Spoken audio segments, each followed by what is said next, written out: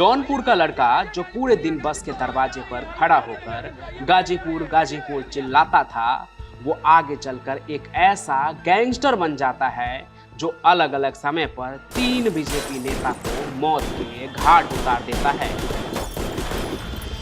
एक ऐसा गैंगस्टर जो दिल्ली के समयपुर बादली में पुलिस एनकाउंटर में मारा जाता है, लेकिन अस्पताल में उसकी सांसें चलने लगती है। वो गैंगस्टर जिसके सिर्फ नाम में प्रेम था, क्योंकि असल जिंदगी में तो वो मुख्तार अंसारी के साथ मिलकर मौत का कोहराम मचाता था।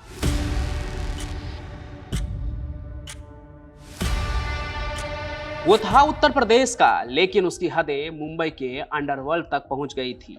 आज कहानी उसी गैंगस्टर मुन्ना बजरंगी की है, जो खुलेआम मीडिया के कैमरों पर कहता था, जो दुश्मन है उसका नाम क्या बताऊं, अंत में वो मारे ही जाएंगे। दुश्मन दुश्मन होता है, वैसे उसका क्या नाम है? साल 1967 में उत्तर प्रदेश के जिला जौनपुर के गांव पूरे दयाल कसेरू में एक किसान के घर में एक लड़का पैदा होता है। घर वालों ने बड़े प्यार से उसका नाम प्रेम प्रकाश सिंह रखा। अब ग्रामीण क्षेत्रों में लोग नाम तो रख देते हैं, लेकिन फिर बच्चों का एक और नाम जरूर इजाद कर देते हैं, जिस नाम से उसे प्यार से पुकारते हैं। तो प्रेम प्रकाश सिंह को भी घर वालों ने प्यार से घर में मुन्ना कहकर बुलाना शुरू कर दिया। घर की स्थिति ठीक नहीं थी, इसलिए मुन्ना ने 5वीं के बाद स्कूल जाना छोड़ दिया और कालीन की खद्दी पर समय बिताने लगा। और जल्द ही उसने कालीन बुनना भी सीख लिया।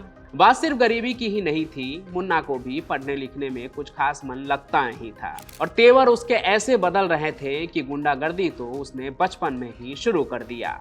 सिर्फ 15 साल का था मुन्ना जब 1982 में उसका नाम पहली बार पुलिस के डायरी में दर्ज हो गया। मुन्ना और उसके साथी कालीन व्यापारी भुल्लन सेठ के यहाँ काम करते थे। ये साल था 1984 का। इसी साल नाबालिग मुन्ना बजरंगी पर पहली बार हत्या का मुकदमा दर्ज हुआ। पैसों के विवाद के बाद भुल्लन सेठ ने मुन्ना के दोस्त ओम प्रकाश सिंह को काफी भला बुरा कह दिया। मुन्ना इससे नाराज था। कुछ दिनों बाद गोपालपुर में भुल्लन सेठ की गोली मारकर हत्या कर दी गई और इसका आरोप लगा मुन्ना पर। मुन्ना के जरिए हुई पहले हत्या की कहानी कुछ ऐसे भी सुनने को मिलती है कि 17 साल की उम्र में ही उसकी शादी करवा दी गई थी ताकि वो सुधर सके। लेकिन मुन्ना ने सुधरने के जगह 250 रुपये में एक देसी कट्टा खरीद लिया। कहते हैं उन्हीं दिनों किसी ने उसके चाचा को कुछ बहुत ही बुरा कह दिया और गुस्साए मुन्ना ने कट्टा की गोली उसके सीने में उतार दी। नामजद होने के बाद पुलिस मुन्ना को तलाशने लगी। इसी बीच वो बनारस के पूर्व डिप्टी मेयर अनिल सिंह के संपर्क में आ गया। अनिल के तब बहुत दुश्मन थे और उनसे निपटने के काम मुन्ना को मिल गया। फिर 1985 में अनिल सिंह के दुश्मन सीताराम चौरसिया की हत्या वाराणसी के चेतगंज में हो जाती है और उसका आरोप मुन्ना पर लगा। इसके कुछ दिनों बाद एक और दुश्मन अवनीश राय पर फायरिंग हुई, लेकिन अवनीश बच गए। कहते हैं उस पर भी मुन्ना ने ही गोली चलवाई थी। एक के बाद एक कई वारदातों के बाद मुन्ना का कद तेजी से बढ़ गया और लोग अब मुन्ना को मुन्ना बजरंगी कहकर बुलाने लगे। मुख्तार अंसारी और ब्रिजेश त्रिभुवन गैंग से दुश्मनी और गैंगवार के दौरान अनिल सिंह के साथ रहते हुए मुन्ना गाजीपुर में उभरते हुए बाहुबली मुख्तार अंसारी से मिलता है। लेकिन अब तक मुन्ना का मुख्तार अंसारी की लड़ाई से कोई लेना देना नहीं था। कहते हैं एक बार मुन्ना बजरंगी के पैर में गोली लग जाती है।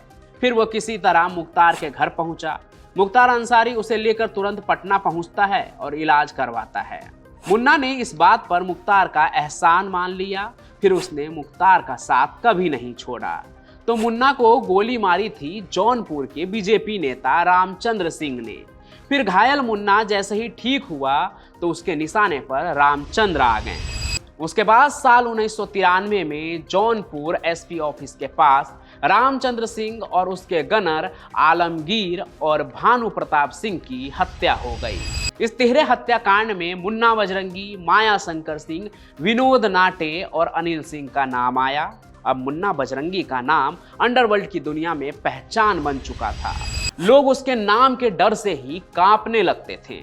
जाहिर सी बात है, जब उसका आतंक इतना था तो उसके पीछे प्रशासन भी हाथ धोकर पड़ी थी। इसलिए माफियाओं से निपटने के लिए 4 मई 1998 को उत्तर प्रदेश सरकार ने एसटीएफ के गठन को मंजूरी दे दी। ये वो समय था जब उत्तर प्रदेश में हर दूसरे तीसरे दिन AK-47 चलने की खबर आती थी। फिर 11 सितंबर 1998 को एसटीएफ को मुन्ना के मूवमेंट की जानकारी मिली। मुन्ना बजरंगी दिल्ली के समयपुर बादली में था। उसके लिए जाल बिछाया गया। काले रंग की एक कार में मुन्ना बैठा था। तभी एक पेट्रोल पंप के पास एसटीएफ से उसकी मुठभेड़ हुई। दोनों तरफ से फायरिंग शुरू हो गई और उस एनकाउंटर में मुन्ना बजरंगी भी ढेर हो गया। फिर उसके और उसके साथियों की लाश राम मनोहर लोहिया अस्पताल पहुंचाई जाती है। लेकिन जब डॉक्टर पोस्टमार्टम हाउस में पहुंचते हैं तो मुन्ना की सांसें चल रही थी। असल में एनकाउंटर में कई गोलियां लगने के बाद भी वो जिंदा था। मुन्ना बजरंगी जानता था कि अगर इस बात की भनक एसटीएफ को लग जाती कि उनके तमाम गोलियों के बाद भी मुन्ना बजरंगी की सांसें चल रही है तो वो मौके पर ही 2-4 और गोली मुन्ना बजरंगी को दाग देते और उसकी जान वहीं चली जाती। इसलिए मुन्ना बजरंगी ने सांस रोककर मरने का नाटक किया और पुलिस को यह एहसास भी नहीं होने दिया कि वो जिंदा है। लेकिन जब अस्पताल में मुन्ना बजरंगी ने डॉक्टर की आवाज सुनी तो फिर उसने आंखें खोल दी और मदद मांग लिया। फिर इलाज हुआ उसका और उसकी जान बच गई। आगे जेल से मुन्ना फिर से छूट गया और साल 2005 में उसने मुख्तार के लिए कई शूटरों के साथ मिलकर बीजेपी विधायक कृष्णानंद राय पर इतनी गोलियां बरसाई कि उस वक्त उत्तर प्रदेश में किसी और को मारने के लिए किसी ने इतनी गोलियां नहीं चलाई होगी।